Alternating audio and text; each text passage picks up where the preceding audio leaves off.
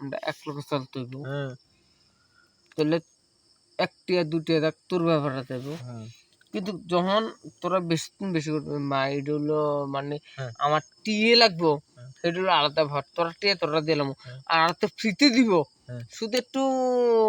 ইয়াটা কিনলাম হ্যাঁ। 5টা কিনলাম ওই এখন 5 কিনবো না এখন 5 5 কিনা খারাপ দাঁড়া আমরা টিয়া কত দেবো হ্যাঁ আর হেতে 5 কিনে 400 টাকা করে তখন তিনজনে